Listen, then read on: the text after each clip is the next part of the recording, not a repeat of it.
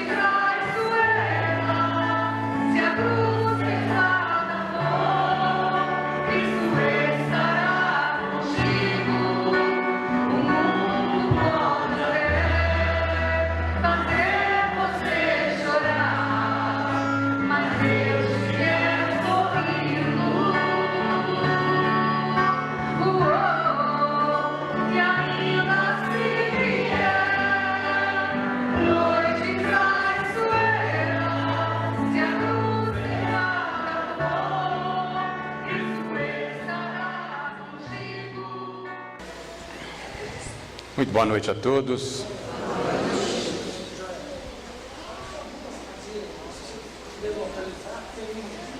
Tem algumas cadeiras aqui na frente, poucas, mas ainda tem alguns lugares para aqueles que estão lá atrás.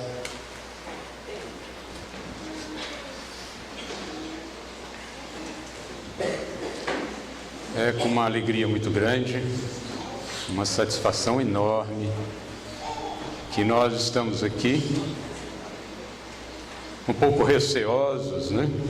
Em função da grande responsabilidade, para tratar de um tema de grande importância para todos nós, mas ao mesmo tempo confiante no poder maior daquele que a tudo dirige, que tudo coordena e em que em momento algum deixa a canoa furar, né? Mestre Jesus está sempre conosco e nos ampara junto à sua equipe que atua continuamente junto a cada um de nós. Eu não sei se é só eu que estou suando, né? Talvez eu estou aqui meio amedrontado, estou suando demais. Porque o ambiente me parece que na hora que eu entrei estava um frio danado. Agora não sei porque estou num calor que está uma coisa absurda. Então o tema que está reservado para a noite de hoje, ele está no Evangelho, lá na segunda carta de Paulo a Timóteo, no capítulo 4 e no versículo 7. Mas vou pedir licença para ler os 3 versículos para nos dar uma condição melhor de entendimento.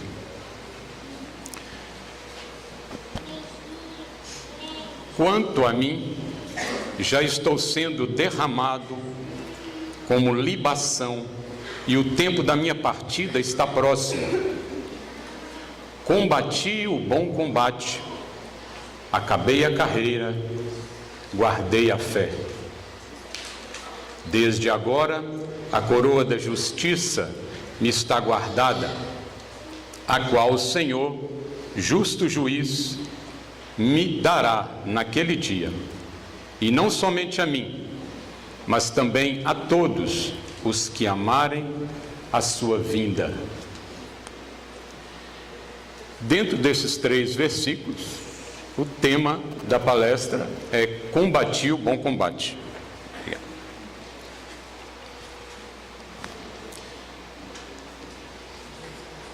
Esse tema, ele às vezes pode nos deixar um pouco confuso. Combater o bom combate nos parece um pouco estranho. E é Martins Peralva que vai nos dizer em Pensamentos de Emmanuel que combater o bom combate tem, na verdade, um significado um pouco diferenciado. Quando nós combatemos, segundo Martins Peralva, nós combatemos aquilo que está externo a nós. O combate contínuo em que nós nos colocamos frente à vida é de tudo aquilo que nos vem como ameaça. E eu creio profundamente que nenhum de nós aqui presentes está livre de qualquer ameaça externa, não é verdade? Haja visto o calor que nós estamos enfrentando hoje, né? Já é uma ameaça, não é verdade? E aí nos resta escolher os recursos, né? Enxugar o suor, procurar aumentar a ventilação, mas estamos aí a combater continuamente aquilo que se torna ameaça para nós. E nessa ameaça, de todos os momentos, porque a vida nos oferece essas ameaças, elas têm também o seu propósito. Essas ameaças, elas nos chegam com o propósito de fazermos exercitar a nossa inteligência. É para isso. É para isso que nós recebemos as adversidades do meio. Estamos aí envoltos ou envolvidos, né, com a política, que é o assunto mais presente na atualidade. Estamos envolvidos aí com as nossas preocupações, com a condição socioeconômica de nosso país, esse país maravilhoso ao qual escolhemos para vir nesta encarnação. Sabemos de como anda a insegurança em todos os lugares. Agora em Bambuí a gente fica até um pouco assustado, né? Mas tudo tem o seu propósito, não é verdade? E nós combatemos. E muitas das vezes nos dedicamos tanto a esse combate, entendendo que se não tomarmos uma medida, uma providência, haveremos de perecer. Os discípulos, quando navegavam com Jesus, e Jesus decidiu se recostar um pouco para meditar e pegou no sono, talvez propositalmente, muito provavelmente, e a tempestade veio, uma grande ameaça, e os discípulos muito assustados. A gente fica a imaginar, né, no lugar deles, a tempestade chegando e o barco joga para um lado, joga para o outro. E Jesus dormindo, com a serenidade daquele que sabe que tudo está sob controle. E os discípulos, então, desesperados, acorrem ao mestre e lhe pedem o socorro. Mestre, uma tempestade muito grande, vamos perecer. E Jesus, com seu olhar cândido, condoído pela inferioridade daqueles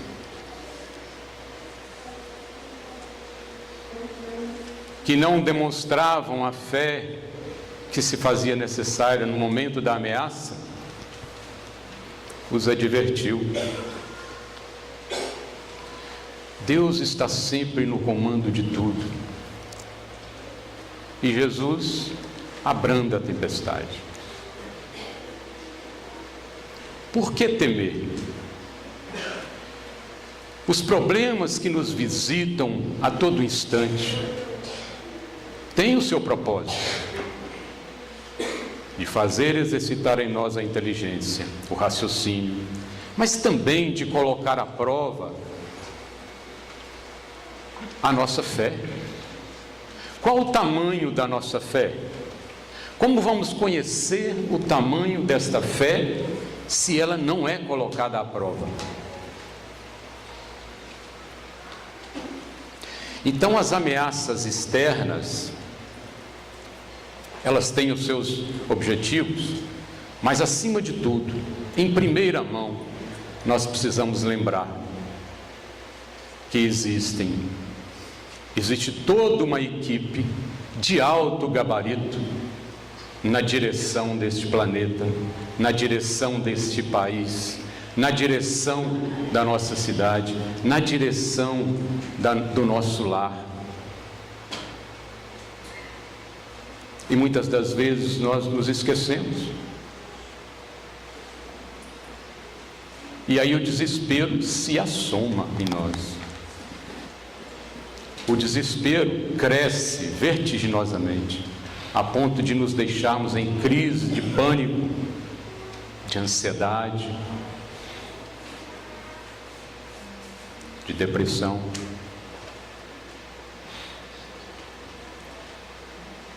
As ameaças externas vão fazer parte da nossa vida sempre, pelo menos enquanto durar essa nossa condição de aprendizes, até que entendamos que estamos sempre acompanhados de nosso mentor espiritual. O mentor espiritual é a autoridade moral e intelectual que nos acompanha e que sabe exatamente o momento em que precisamos da ajuda. É um preposto de Jesus, é um servidor do Mestre que está ao lado de cada um de nós. Olha a bondade desse ser magnífico que é o nosso Mestre. Designa a nós, da sua equipe, um servidor para estar ao nosso lado. Além dele, os amigos espirituais que cada um de nós tem no mundo espiritual também estão torcendo por nós, velando por nós, nos auxiliando. É óbvio que o número de amigos espirituais que temos pode variar. Alguns de nós têm grande número, outros têm um número um pouco menor, mas sempre contamos com o nosso mentor espiritual. Este não falha, esse está sempre conosco.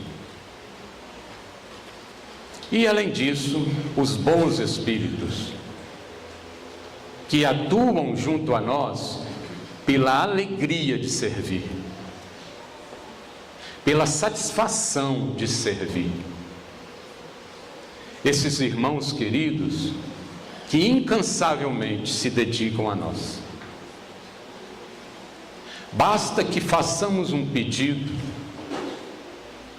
a Nossa Senhora, a Virgem Maria, a São Judas Tadeu, a São Paulo, a São Timóteo, a qualquer santo que seja ele, mesmo que não exista, que não tenha sido santificado, né? Se nós fazemos uma rogativa a um ser superior na nossa imaginação, um espírito superior, um bom espírito, percebendo a nossa rogativa e tendo autorização para atender, ele vai atender a nossa rogativa. E em nenhum momento ele vai se sentir mal, vai se sentir balançado, chateado, porque nós estamos agradecendo a outro e não a ele. Em nenhum momento, porque o faz servindo a Deus, servindo a Jesus. Então estamos a todo momento sendo auxiliados, amparados.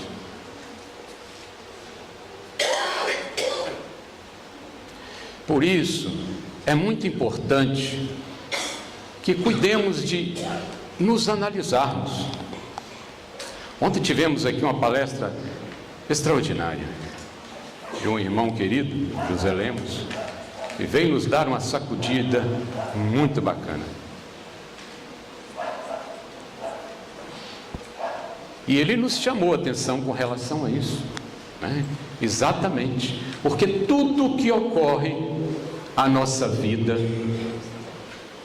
sem exceção alguma, só pode ocorrer se for para o nosso bem. Porque se não for para o nosso bem, então a ideia de Deus se dissolve.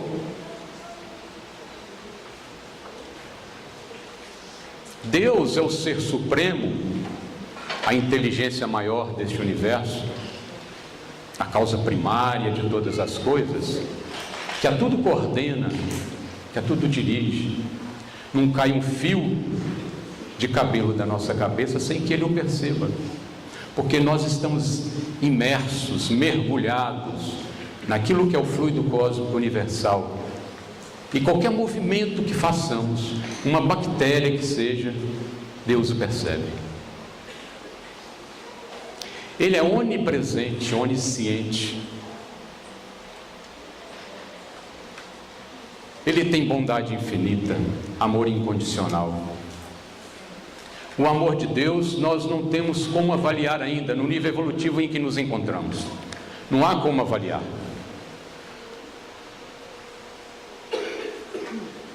E Ele está presente em todo e qualquer lugar. Então tudo que ocorrer à vida de qualquer um de nós, e olha que eu disse aqui sem exceção da regra, tudo que ocorrer só vai ocorrer se Ele permitir. E se Ele permite, é porque aquilo tem uma finalidade objetiva, tem uma finalidade produtiva, positiva. E é por isso que nós devemos nos entregar nas mãos de Deus. O nosso mestre nos exemplificou quando na cruz: em tuas mãos eu entrego meu espírito. A nossa Mãe Santíssima também nos deu a grande lição: faça de mim segundo a tua vontade. Uma jovenzinha que recebe aquela tarefa, aquela missão a ser desempenhada e se entrega: faça de mim segundo a tua vontade. Saulo: o que queres que eu faça?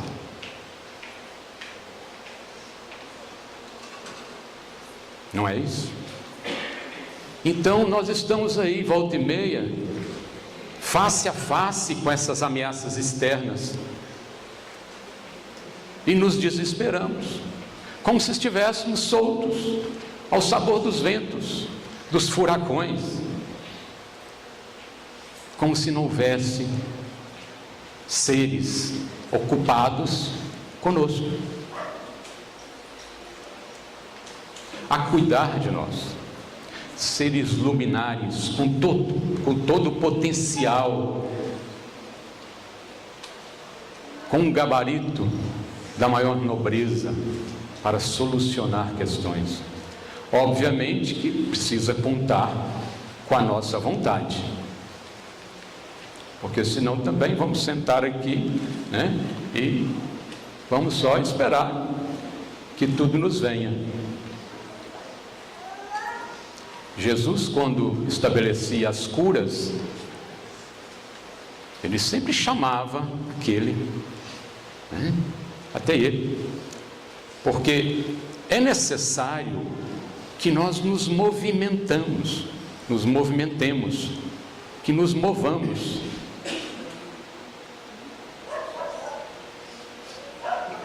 Então, é importante que possamos estar atentos a essa condição. De que forma eu estou enfrentando, solucionando as ameaças que me vêm?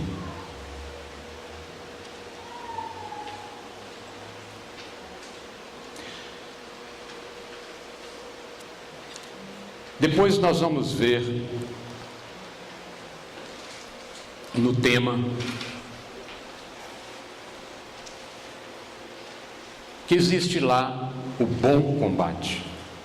Nós dissemos que o combate está relacionado a aquilo que vem externamente, as ameaças externas. E o bom combate? O bom combate é o que está interno. Mas será que nós temos que combater alguma coisa interna a nós? Tirando as infecções que parecem internas, o que é interno em nós que precisa ser combatido ou que merece a nossa atenção nesse bom combate?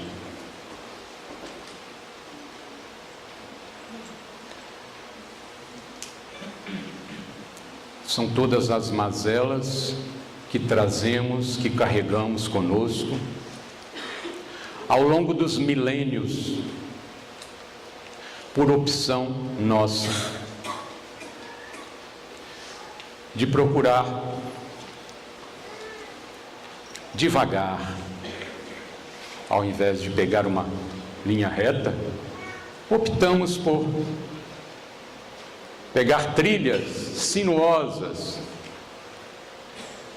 para atingir o mesmo objetivo. O objetivo está definido.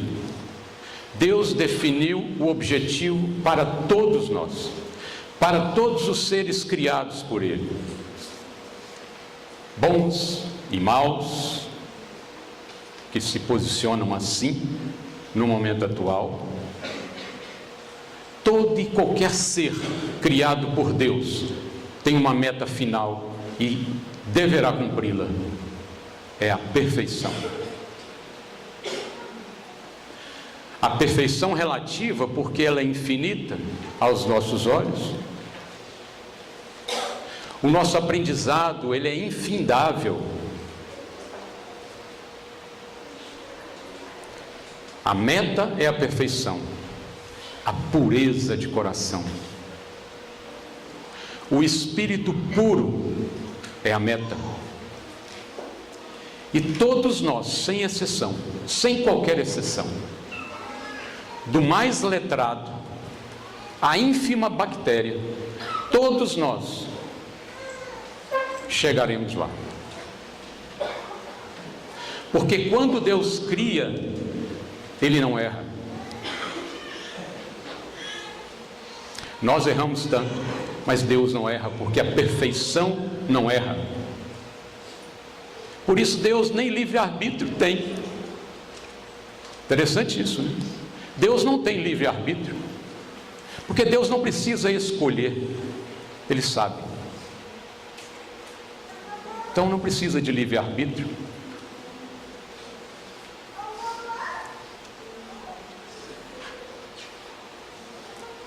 Se Deus não erra, será que Deus faria um ser para se envolver com o mal ad eternum, eternamente? Para se debandar ao mal, para nunca mais voltar? Se ele assim o criasse, ele teria errado. Isso foge à concepção de perfeição, é evidente.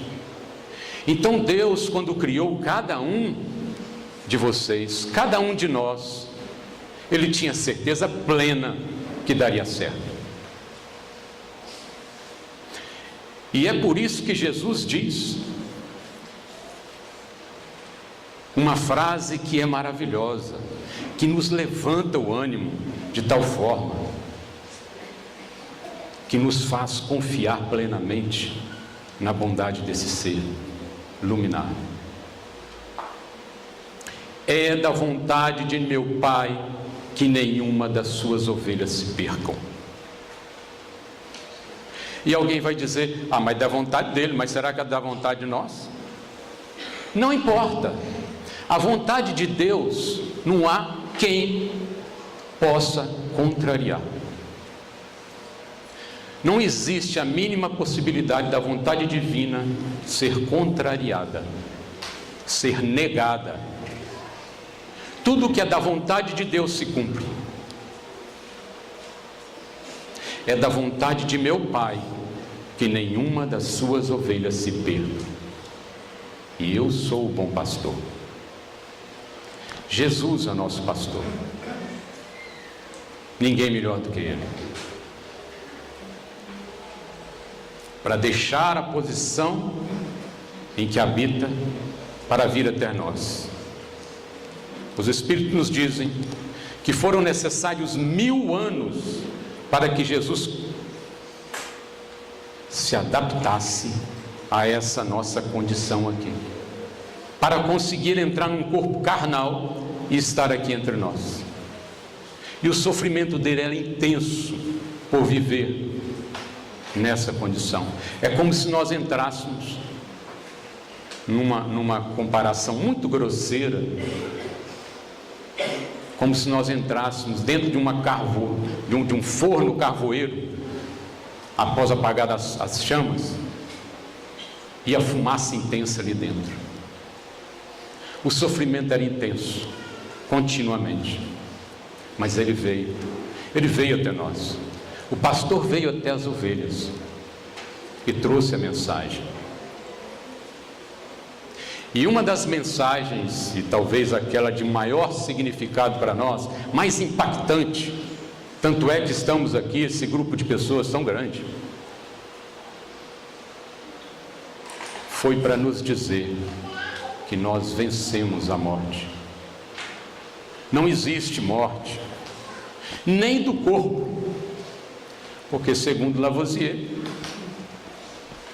nada se perde, tudo se transforma, não é verdade?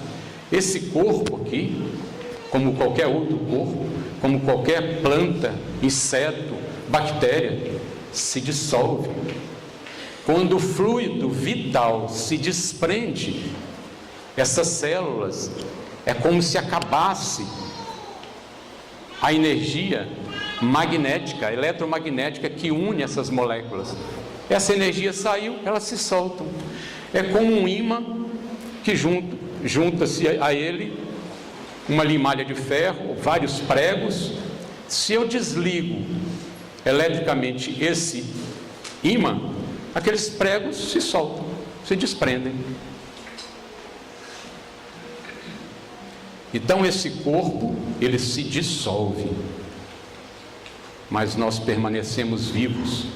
E Jesus fez questão de comprovar isso, porque somos tão como Tomé, né? Temos essa necessidade de ver, temos essa necessidade de conferir as chagas, colocar as mãos nas chagas, porque nem vendo eu acredito. Então Jesus nos trouxe essa grande verdade, essa demonstração por diversas vezes. Iniciou por aparecer para aquele ser que era, naquela época, tão desconsiderado e desprezado, para mostrar que aquele ser provavelmente é o que tinha maior grandeza, a polaridade feminina. A polaridade feminina apareceu primeiro para Maria de Magdala, para Maria Madalena. Porque, como nos disse ontem o nosso palestrante, Jesus não foca em defeitos, Jesus não observa imperfeições, Ele observa virtudes. Na observação de Jesus, o que vale é a virtude. E é por isso que, quando é apresentada a Ele a mulher pega em adultério, Ele, em um momento, Ele ousa condená-la, apesar de ter autoridade moral para tal. Não. Aquele que nunca errou, que atire a primeira pedra. E ele fala com tal magnetismo, demonstrando a elevação moral que lhe é própria, que cada um daqueles entendeu na sua intimidade espiritual. Não é no seu intelecto, na sua intimidade, no seu coração. Entendeu profundamente. E cada um cuidou de soltar a pedra e de sair de fininho, envergonhado.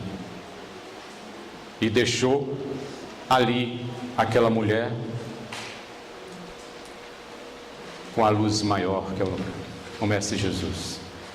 Ele olha para ela, ele pergunta: onde estão aqueles que te condenaram? Se foram todos, se foram todos, dos mais velhos aos mais jovens, se foram todos. Por que dos mais velhos aos mais jovens? Porque os mais velhos são aqueles pretensamente entendidos por ter maior conhecimento, maior vivência, maior sabedoria. Dos mais velhos aos mais jovens, conforme está escrito no Evangelho. Se foram todos. E Jesus olha para ela com muita doçura no olhar e diz: nem eu te condeno. Vá e procure não errar mais.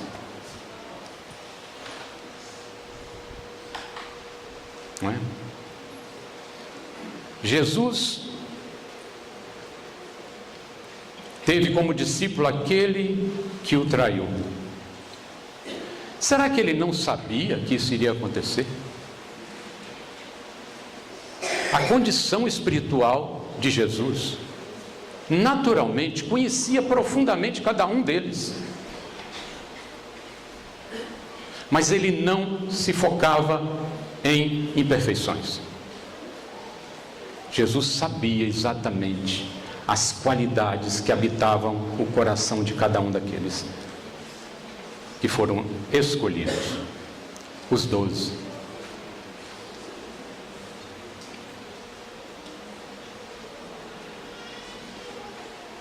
Será que Jesus ficou frustrado com a negação de Pedro? Obviamente que não, porque ele mesmo adiantou a Pedro que isso ocorreria. E Pedro, mais do que depressa, cuidou de contradizer.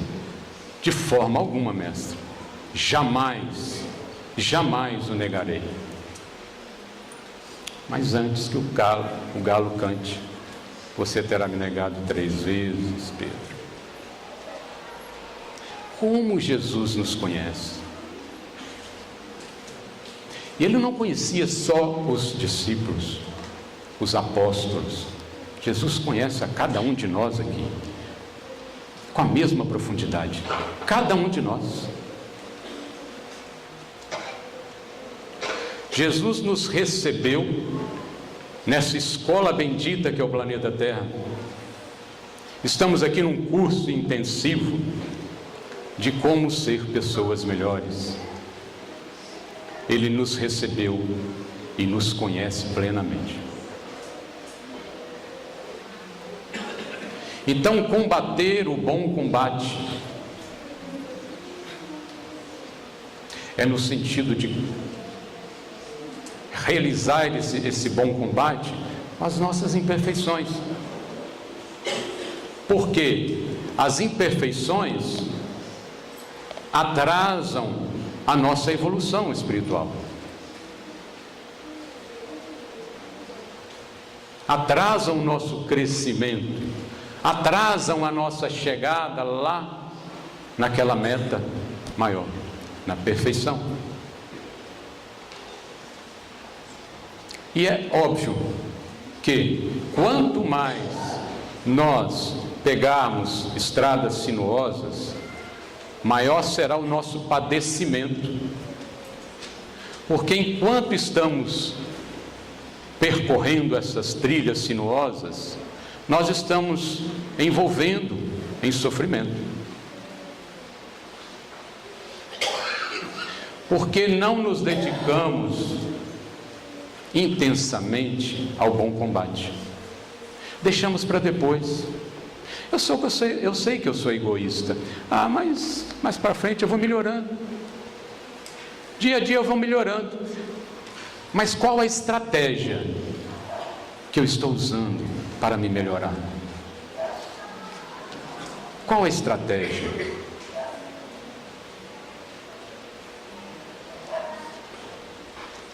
É importante também lembrarmos que nós podemos contar com os amigos espirituais, especialmente nosso mentor espiritual, sob o olhar de Jesus,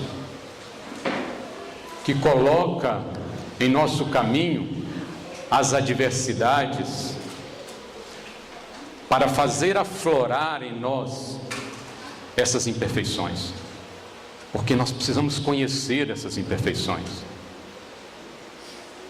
Conhece-te a ti mesmo. É necessário que nós nos conheçamos para que possamos perceber o que realmente precisa ser potencializado em nós e o que precisa ser podado.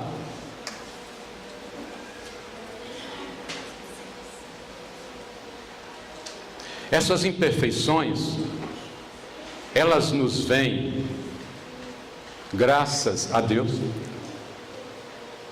que deixou essa engenharia maravilhosa para fazer com que tudo aconteça da forma melhor possível, mais correta possível. Tudo está muito certo. Tudo está certo da forma que está. E Deus coloca junto de nós aqueles que muitas das vezes nós criticamos, nós reclamamos, mas que são aqueles que nós chamamos de situações gatilho. Gatilho no sentido de fazer crescer em nós as imperfeições. Às vezes aquele amigo complicado, aquele vizinho um pouco, aquele vizinho que incomoda, né? Aquela pessoa na família que às vezes exige um pouco mais de nós. no sentido da paciência, da tolerância, né? Aquela pessoa que às vezes necessita tanto de atenção, que muitas das vezes cria patologias, ou incômodos, transtornos, porque nós temos essa capacidade. Nós podemos criar em nós os transtornos, podemos criar em nós as patologias.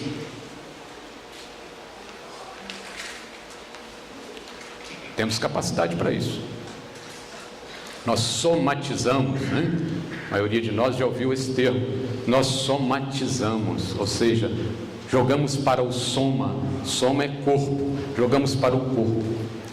Mesmo porque, segundo os estudiosos, se nós não lançarmos para o corpo determinadas energias, a mente entra em desequilíbrio. Então precisa ser jogado para o corpo.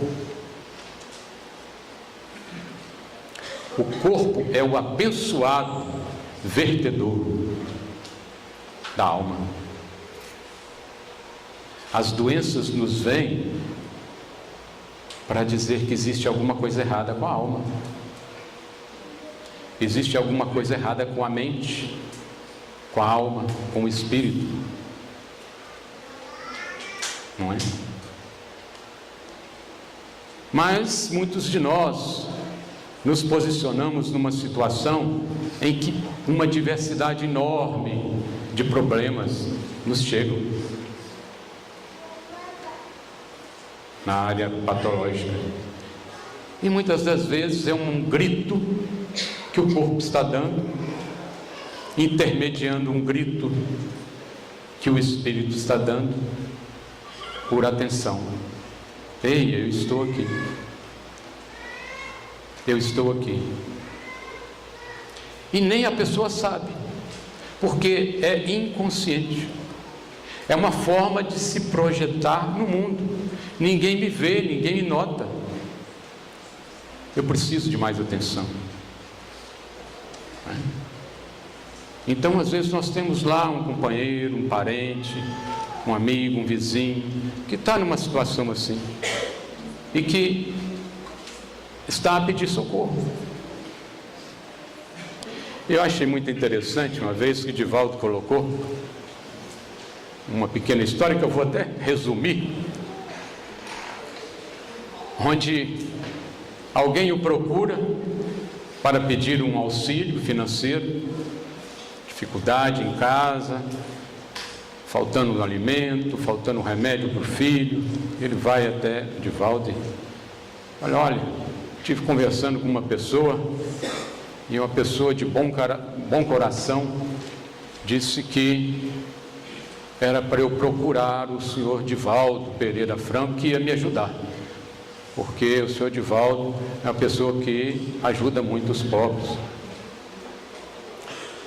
Ah, uma pessoa de bom coração. Mas quem que é? Não, um senhor de bom coração mandou aqui. Aí diz o Divaldo que ele falou assim, pensou assim, gente, mas se essa pessoa é de bom coração, por que já não ajudou? Não é? É de bom coração. Mas tudo bem. Ele pensou isso. E aí, pensou assim, bom, eu não tenho dinheiro nenhum, vou falar com ele para voltar outro dia, né? E aí o mentor espiritual dele estava do lado, e aí Divaldo conta com uma faculdade que a maioria de nós não tem, que é de poder conversar diretamente com o seu mentor espiritual, e o mentor espiritual surge na frente dele e fala, escuta aqui, deixa eu te falar uma coisa, essa pessoa está precisando de uma ajuda financeira, porque a situação dela é muito precária. Os filhos realmente estão passando necessidade. E essa pessoa orou muito a Jesus para que Jesus o ajudasse. E aí, Jesus tem um caderninho lá. Jesus pegou o caderninho, folheou. Deixa eu ver aqui quem é que nós temos lá em Salvador da Bahia que poderia ajudar essa pessoa. Folheou, tem um tal de um Divaldo Pereira Franco aqui, vamos mandar para ele. E aí, passou a tarefa para o seu assessor. O assessor foi até a pessoa que aquele rapaz procurou e inspirou aquela pessoa a recomendar o Divaldo Pereira Franco. E assim ele o fez, essa pessoa de bom coração. E ele então, e aí ele então veio te procurar. É isso que aconteceu. Aí diz o Divaldo, que falou: valeu, Nossa Senhora, eu não posso fazer um trem disso. Vem cá, meu filho, eu não tenho dinheiro não, mas vem cá, meu amigo aqui tem. Chamou a pessoa que era o braço direito dele, que ficava com as finanças: ajuda, acorde essa pessoa que está precisando muito de ajuda. Ou seja, Deus conta muito conosco. Quantas e quantas vezes fomos visitados em casa por alguém que Deus encaminhou, que Jesus encaminhou. Vou olhar lá no meu caderninho, quem é que eu posso mandar essa pessoa que está precisando de uma palavra amiga, de um auxílio, de um abraço, de uma ajuda, quem sabe até financeira. Ninguém que nos chega para pedir o auxílio nos chega por acaso. Deus não joga dados, muito menos Jesus. Tudo é direcionado. E precisamos estar atuantes, atentos, vigilantes. Vigiai e orai, a recomendação de Jesus.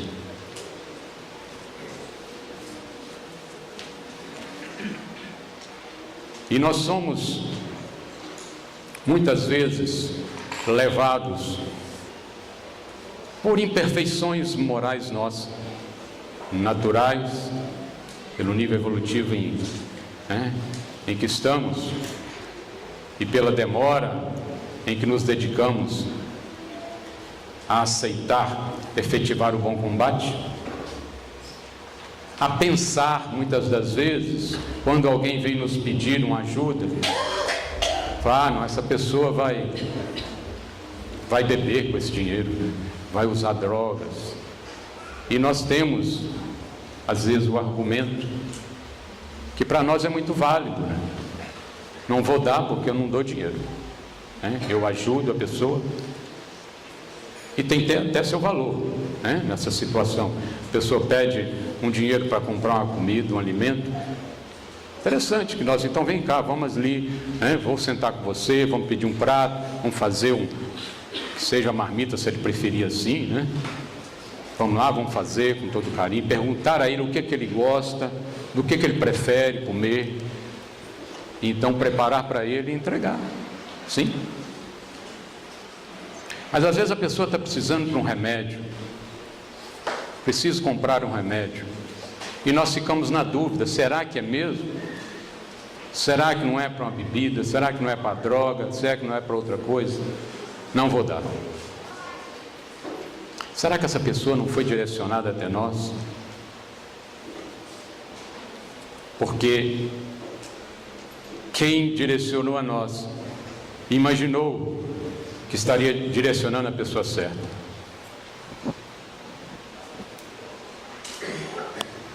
E Jesus nos disse uma coisa que também é um alerta para nós, é uma lâmpadazinha a piscar o tempo todo. Se te pedires a capa, entregue também a túnica. Não é assim? Se te pedirem a capa, entregue a túnica também. Ou seja, se eu entrego aquela ajuda para aquela pessoa, e a pessoa vai usar aquilo para um outro objetivo, a responsabilidade agora já está com aquela pessoa, ou não? É algo também para se debater, Será que, no momento em que eu faço aquela contribuição, eu estou cumprindo, de repente, uma tarefa que me foi confiada? A partir daquele momento, está agora com aquela pessoa. a responsabilidade de usar aquele recurso, né, que também nós não conhecemos, mesmo que essa pessoa vá usar para um outro fim, que não aquele. Quem sabe aquele valor, aquele recurso, chegando até aquela terceira pessoa, não estaria atendendo uma necessidade da terceira pessoa? Não sei, né? Mas é algo para nós pensarmos. Então, no bom combate, nós precisamos entender que todos nós trazemos as nossas dificuldades, todos nós trazemos os nossos desafios e que precisam ser vencidos, porque ninguém vai fazer isso por nós, nem mesmo Jesus, nem mesmo o Criador. Por quê? Porque fomos nós que adquirimos essas imperfeições. Nós não nascemos com elas. E quando eu falo não nascemos, não fomos criados por Deus com elas. Nós optamos, não é verdade? Então, é natural e justo que nós mesmos procuremos nos desvencilhar destas imperfeições. E Deus nos oferece a todo tempo material, recurso para isso. Podem perceber, comecem a prestar atenção em tudo o que lhes vem. Uma pessoa que te trata mal, uma pessoa que altera a voz com você, uma pessoa que te fecha no trânsito, é sempre um gatilho. E tem um grande valor.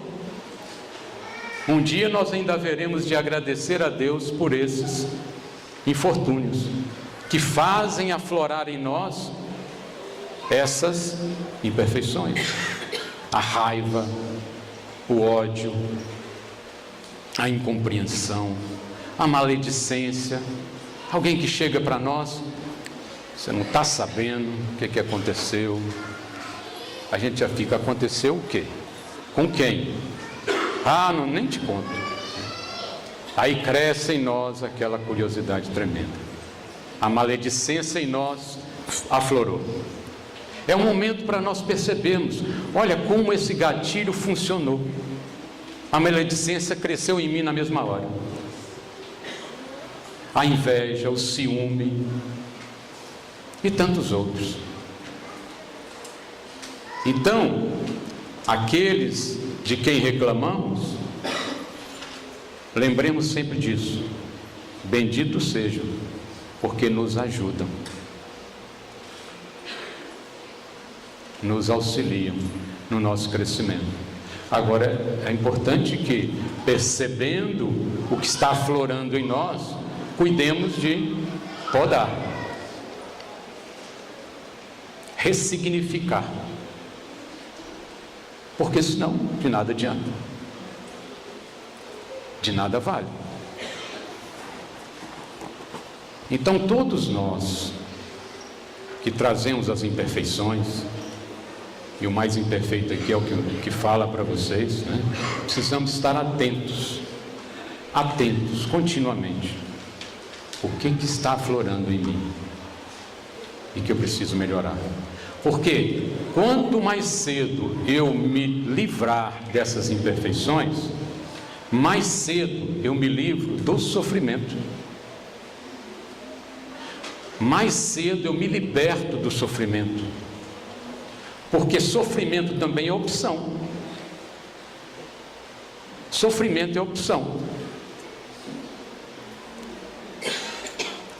Quantos e quantos nós observamos aí em situação aparentemente, né, de grande sofrimento, porque estão muitas das vezes com suas faculdades bloqueadas, alguns mentalmente, outros no movimento do corpo e outras patologias mais, estão sorrindo para a vida.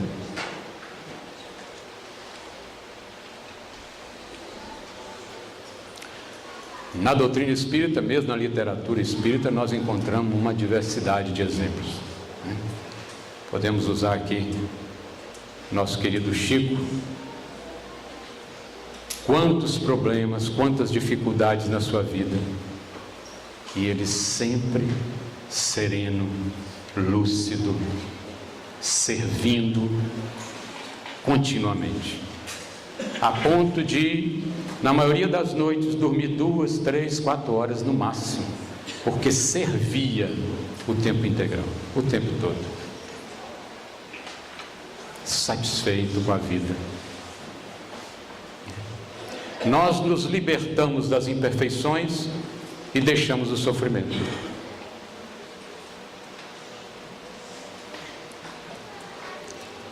Então nós queremos deixar o nosso recado final, para que possamos, ao retornar para a nossa casa, pensarmos a respeito dessas questões, que possamos refletir. Pode ser que muitos aqui não concordem com a nossa fala, né? Mas que pelo menos pensem a respeito, no sentido de uma aplicação objetiva na sua própria vida, que possam fazer uma experimentação, né, pessoal, e observar com maior atenção, né, todas essas questões. Nós temos hoje aqui a grande alegria de poder perceber, pela psicografia do nosso irmão, que está colocando a sua indumentária carnal, né, a serviço da espiritualidade, dos irmãos, e que traz as mensagens de consolo para cada um de nós, porque mesmo que não recebamos aqui a mensagem, nós sabemos que aquele conteúdo que vai ser lido ali serve para cada um de nós, com certeza. Nós precisamos ressignificar a vida. Está na hora do despertamento, como nos disse aqui o companheiro palestrante. Nós estamos prontos, temos que despertar, acordar. E ele usou uma referência aqui que eu achei muito interessante, onde ele diz o seguinte: quando nós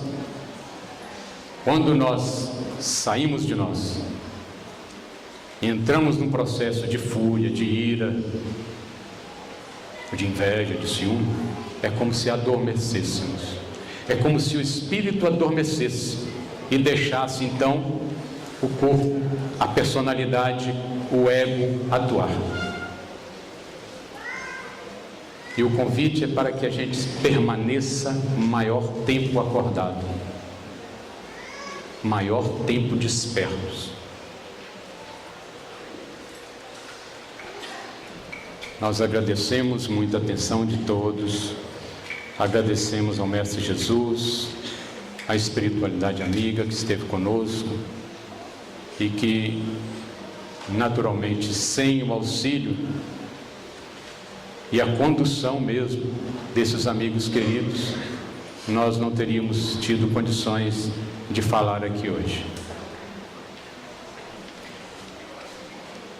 Que Deus possa abençoar a todos, que o Mestre Jesus possa estar com todos vocês, em seus lares, com seus familiares aqui representados. Que a luz do Mestre Jesus esteja sempre a iluminar o nosso caminho. Muito obrigado.